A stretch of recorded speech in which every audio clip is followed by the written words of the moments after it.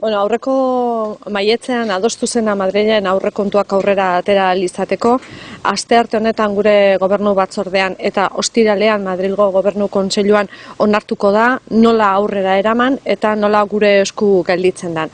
Horretarako erabiliko dugu lehendik daukagun tresna eta da gure gain esku ustea beraiena den eskumena gure gain ustea hitzarmenaren bitartez eta daukagun hitzarmena nolabait zabaldu egingo da. Zertarako hainbat gauza egiteko. Alde batetikan daukagu Ezkioko geltokia egin beharra, beraz hori egiteko aurrekontua aurreikusi da eta egin egingo dugu. Beste alde batetikan dauzkagu dakizuenez Europak esantzun tunelak oso luzeak zirenean nolabait emergentziazko irtenbideak egin behartzeala eta Gipuzkoako zati osoan egingo ditugu egin beharreko obra guzti horiek, eta beste alde batetikan aurreikusita zegoena baina orain gauzatu egingo dena baita ere da merkantzientzako saihesbidea egitea Astigarragatikan Oiartzundi pasa eta Lezora iritsiko dena. Eta noski Donostiko geltokia, abiadura handiko trenaren geltokia egiteko aukera emango digu. Obra guzti horiek gutxi gora bera 500 milioi euro dira, markatu, eta nolabait ikusten duguna da tresna ekonomikoak, itun ekonomikoaren legea eta kupoaren legea zein garrantzitsuak diren ondo eramaten direnean. Esaten dugu behin eta berriz alde bakarreko arriskua dutela, baina ondo kudeatuzkero horrelako gauzak egiteko ahalmena ematen digu. Hau da, sare transeuropearra dana eta estatuak egin beharko lukena, gure ahalmenarekin egiten duguna da pixka bat aurreratu eta gauzatu Gipuzkoako obrak.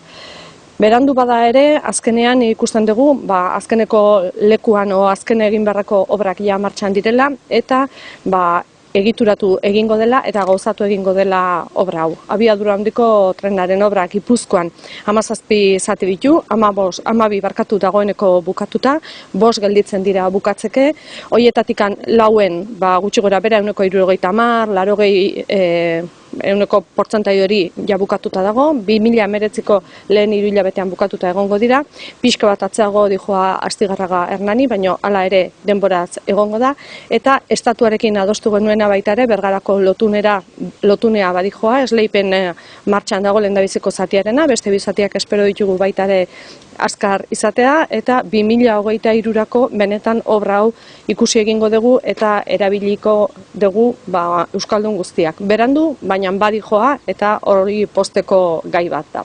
Fruto del acuerdo para aprobar los presupuestos en Madrid, estos presupuestos del año 2017, se llegaron a una serie de acuerdos que el próximo martes en el Consejo de Gobierno del Gobierno Vasco y el viernes en el Consejo de Gobierno del Estado se llevarán a trámite administrativo. ¿Qué vamos a utilizar para poderlos llevar adelante?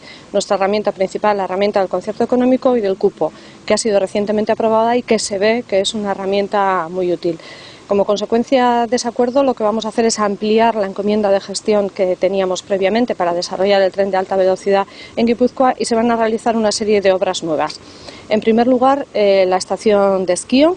En segundo lugar, todas esas obras de acondicionamiento de túneles como consecuencia de la normativa europea. En tercer lugar, la estación en Astigarraga. No es estación de alta velocidad, pero sí en red propia de Renfe. También vamos a hacer esa estación, una estación apeadero que no existe en estos momentos.